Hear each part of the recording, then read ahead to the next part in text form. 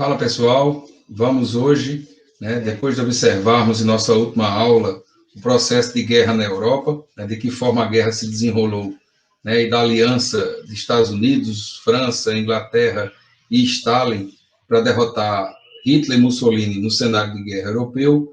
Hoje nós vamos voltar a falar sobre o Pacífico. Dessa vez vamos entender como ocorreu o processo dessa guerra até o final, e, consequentemente, com a rendição definitiva do Japão.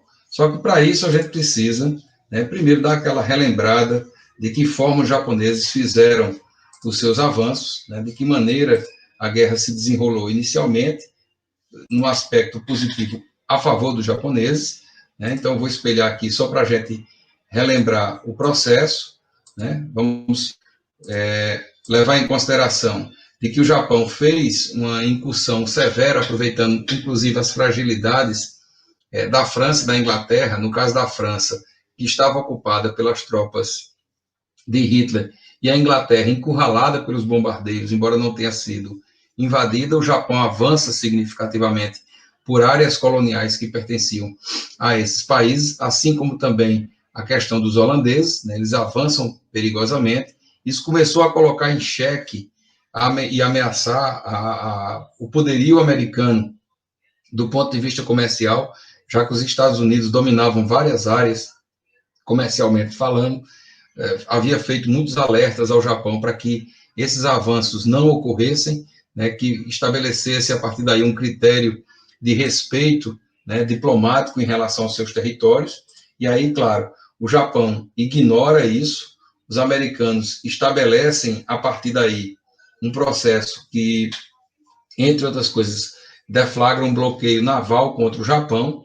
O Japão considera que esse bloqueio naval passa a ser imediatamente uma declaração de guerra, e o que nós temos é um ataque japonês surpresa, muito bem orquestrado e organizado, à sua base americana, a base naval de Pearl Harbor, onde eles acreditavam que, destruindo o poderio da Armada Americana no Pacífico, os Estados Unidos levariam aproximadamente 10 anos para reagir a essa agressão, se ela fosse bem feita.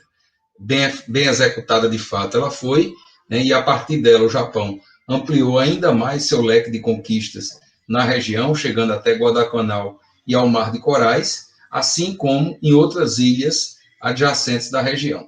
Aqui nessa linha em verde nós temos exatamente todo o período de avanço japonês. Lembrar você que os avanços na Manchúria, na China, e na Coreia, eles aconteceram antes mesmo da Segunda Guerra Mundial começar, estando exatamente essa entrada por assinalados por essas setas laranjas, as demais conquistas que os japoneses fizeram. Então, nesse primeiro momento, o Japão leva grande vantagem sobre os Estados Unidos, eles talvez subestimaram, talvez não, com certeza subestimaram muito o que os americanos podiam fazer, fizeram um cálculo, de que os americanos levariam 10 anos para reagir a esse ataque, ou para se recompor desse ataque. Na verdade, foi um dos cálculos mais errados que o Japão deve ter feito em sua história. Eles ignoraram o tamanho continental dos Estados Unidos, a população imensa dos Estados Unidos, já naquele período da guerra, e da sua capacidade industrial e de matéria-prima de que eles dispunham. Resultado, os americanos declaram guerra ao Japão logo após o ataque à sua base no Pacífico. Os americanos não só entram na guerra no Pacífico, como também em todas as frentes de combate. Você vai ter guerra na Europa, onde a presença americana foi fundamental, na África e agora na Ásia.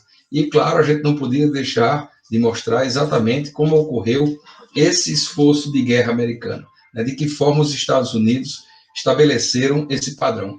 E os números são impressionantes. Para que você tenha ideia do que foi o esforço de guerra americano, e eu vou mostrar algumas imagens para vocês, certo? A gente está falando numa capacidade industrial que foi completamente paralisada, a produção de fogões, a produção de máquinas de lavar, a produção de carros, de TVs, tudo foi paralisado, e todas as indústrias americanas, num esforço gigantesco, estabeleceram o que eles chamam de esforço de guerra: converter a produção de bens de consumo duráveis para bens militares. era preciso dar uma resposta efetiva ao Japão. E aí, dentro dessa lógica, eu vou mostrar algumas imagens que realmente impressionam, são imagens de época, né, mas são muito significantes, né. Uma das primeiras mostra exatamente a produção de tanques de guerra, né. Aqui você pode observar, né, a produção de tanques e aviões, certo? Veja o tamanho dessa linha de montagem, né, de que forma essa linha de montagem se organizou, ou seja, onde antes eram produzidos carros, agora eles estão produzindo aviões. Veja essa outra imagem aqui da produção de tanques, você vai ver o tamanho dessa fábrica, dessa instalação, né, de que forma eles passaram também a produzir tanques de guerra em larga escala, são imagens fotografadas pela Life, né. A partir do momento em que você tem essa produção, você estabelece também um novo papel social. Aí você, opa, assim, como assim um novo papel social? É preciso que a gente observe, entre outras coisas, que a partir do momento em que a guerra se desenvolveu, né, no Pacífico, e houve um recrutamento militar de homens em massa, né, um novo papel para as mulheres foi literalmente redefinido. E aí nós teremos, né, a participação feminina nas linhas de montagem, né, também do ensaio fotográfico da própria Life. Eu vou mostrar para vocês algumas dessas imagens. Elas são muito bem feitas e coloridas para a época, né, o que mostrava exatamente um avanço na fotografia também nos Estados Unidos. Aqui você tem uma mulher participando do processo de fabricação de motores de avião, né? Na outra você tem a participação delas fabricando os próprios aviões. Vou espelhar para vocês verem aqui, né? O espelhamento aqui, pronto, né? Elas fabricando aviões. Outra imagem também muito significativa do processo está exatamente naqueles cartazes bem históricos, né, das mulheres fazendo aquele esforço de guerra, mas aí já está meio que se repetindo aqui, então não vale a pena a gente estar só perdendo tempo. E é claro que todo esse esforço de guerra, isso vai ter um preço, né? O Japão calculou errado, ele achava que em 10 anos os americanos estariam aptos a lutar contra o exército japonês e equivaler em força militar, e isso não durou mais que um ano. Resumo da brincadeira, né? Em um ano, os americanos estavam em pé de igualdade contra os japoneses e estavam revertendo todo o processo. Se naquele primeiro mapa que eu mostrei a vocês, vocês percebem um avanço japonês, nesse segundo que eu vou mostrar agora, você vai perceber exatamente como os americanos conseguiram, ilha a ilha, certo? Mostrar como os americanos, eles tinham um poder de reação gigantesco, certo? E aqui você tem exatamente o processo, olha, a partir daqui, o território ocupado pelo Japão, né, os protetorados, ou seja, as regiões que ficaram submetidas ao Japão, estados aliados, como a região da Tailândia, né, e os territórios invadidos. Pois bem, depois do ataque a Pearl Harbor, os americanos sabiam, entre outras coisas, que um dos pontos vitais para evitar novos ataques, inclusive a seu próprio território, seria a conquista de Midway.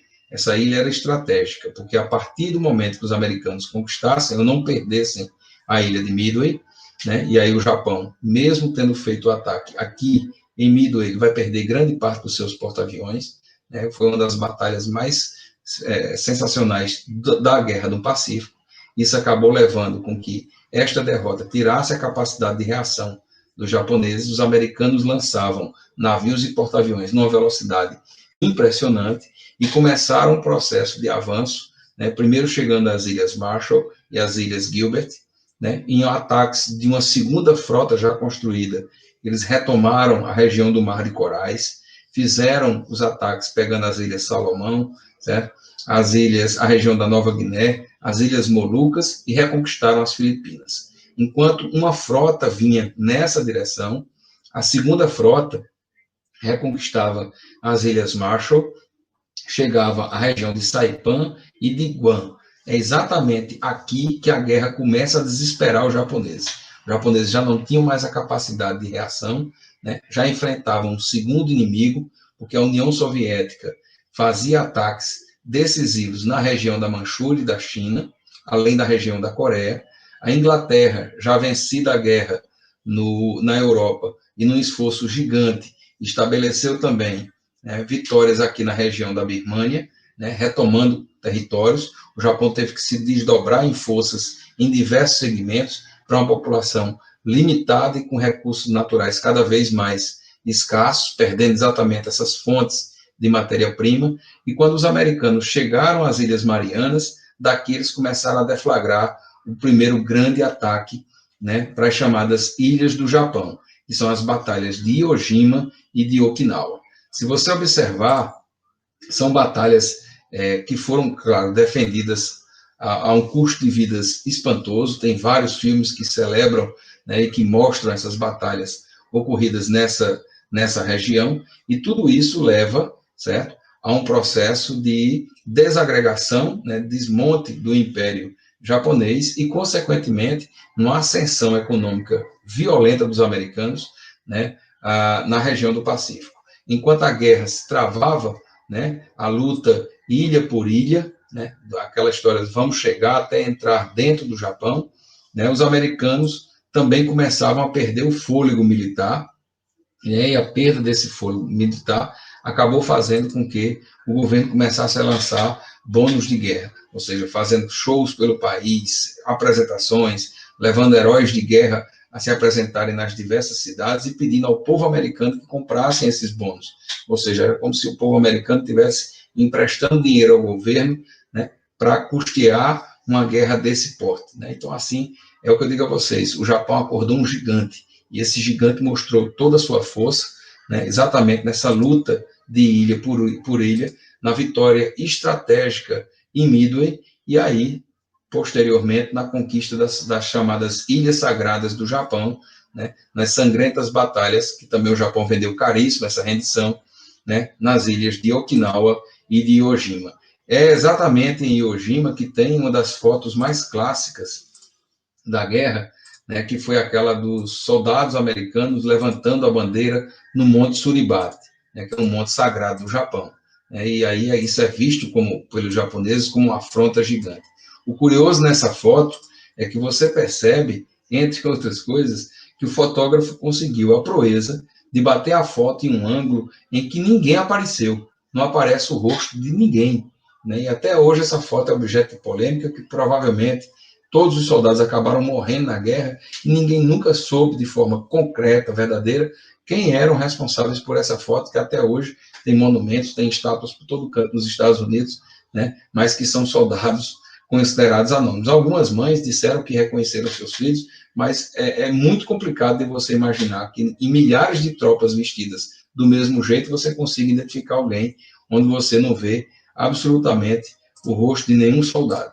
Então, diante dessas vitórias, os americanos começaram a calcular, né, como seria, né, o processo até conquistar realmente o Japão como um todo, já que o Japão oferecia resistência devastadora em cada uma dessas ilhas, a um preço de milhares de mortos, né? O imperador convocava o povo para uma luta ferrenha até o último homem, né? Havia para os americanos um custo em vidas também muito elevado, além do custo financeiro, e a Marinha dos Estados Unidos havia calculado que seriam necessários, pelo menos, certo? Mais 500 mil vidas americanas perdidas até que o Japão chegasse a um processo de rendição final. Foi aí que um projeto que já vinha sendo desenvolvido por físicos como Albert Einstein e Robert Oppenheimer, de um projeto chamado Projeto Manhattan, né, desenvolvido em absolutos segredos no deserto do Arizona, eles testavam, né, estavam construindo depois, testaram com sucesso uma arma devastadora, uma bomba atômica. Né, e essa bomba atômica, embora tenha sido testada, não havia assim um plano decisivo para ser utilizada, até porque ela foi apresentada ao Roosevelt e Roosevelt disse que não usaria essa bomba de forma nenhuma. O problema é que no comecinho do ano de 1945, né, depois de ter participado da Conferência de Yalta, Roosevelt acabou morrendo pouco tempo depois, né, e quem assumiu o cargo foi o presidente, ou vice-presidente, Harry Truman, né, que vai terminar o mandato. E aí o projeto foi novamente oferecido a ele, e ele tinha números em sua frente: perder 500 mil vidas americanas ou lançar sobre o Japão uma arma devastadora que poderia antecipar o fim da guerra. E aí o presidente Truman resolveu lançar as bombas. né? A primeira das bombas, ela é conhecida por Little Boy, né? Que foi exatamente a bomba que foi lançada sobre a cidade de Hiroshima, essa bomba que aparece agora para vocês, né? Essa é a Little Boy, né? Uma bomba de 1 megaton. Hoje em dia a gente não tem mais bombas desse calibre, são muito superiores a essa bomba, mas para a época era uma arma nunca vista, né? E também foi escolhida depois uma segunda bomba, né, que seria lançada sobre a cidade de Nagasaki, que foi batizada de Fat Man, né? Então a bomba que vai ser lançada sobre a cidade de Nagasaki foi essa. Ela tem algumas semelhanças com a arma de Hiroshima, mas apresenta outro método radioativo, ao contrário da bomba de Hiroshima, certo? As duas bombas foram lançadas nos dias 6 e 9 de agosto, né, há pouco tempo. O Japão, todo ano, faz um minuto de silêncio em todo o país, exatamente pelo lançamento dessas bombas, né? A devastação delas foi gigantesca, todos sabem, né? Quem lançou a bomba de Hiroshima foi um avião B-17 americano, uma das fortalezas voadoras dos Estados Unidos, né? E sua tripulação, que não tem mais nenhum deles vivos, mostra nessa foto que depois do lançamento talvez eles não soubessem o tamanho do impacto que eles estariam causando. Apenas esse aqui você percebem eles fazendo um esboço de satisfação. Os demais mostram, acho que talvez um nítido descontentamento, né, pelo tamanho da impressão da explosão que eles viram acontecer, né? O avião Enola Gay ainda hoje está no Museu Americano da Guerra, e que era o nome exatamente da mãe do piloto, que foi o último, inclusive, a morrer, né, recentemente, já nos anos 2000. E, claro, depois do lançamento dessas bombas, né, nós temos realmente a devastação por elas causadas, né? Nessa foto raríssima, em cores do período, da época, tirada por um fotógrafo de uma revista americana, você tem a cidade de Hiroshima, pouco tempo depois do lançamento da bomba, já começando a remover os escombros, né? E ela ceifou aí instantaneamente 90 mil vidas, né? Depois morreram, posteriores aos efeitos da bomba, mais 30 mil pessoas, né? E na outra imagem que eu trago para vocês, você tem a cidade de Nagasaki, que realmente também foi extremamente devastada pela bomba, né? Aqui está a imagem de Nagasaki, e Nagasaki teve um número de mortos menor, porque, na verdade, o Japão já iria capturar, já iria se render.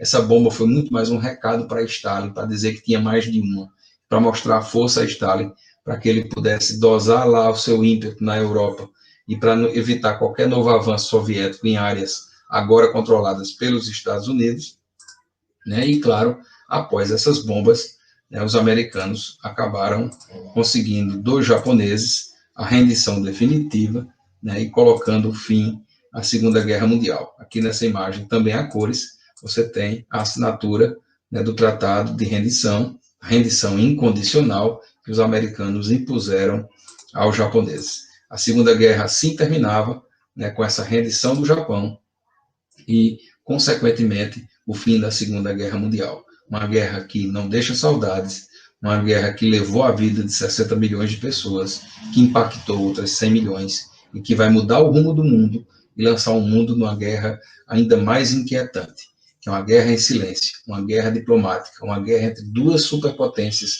que vão disputar agora a hegemonia mundial.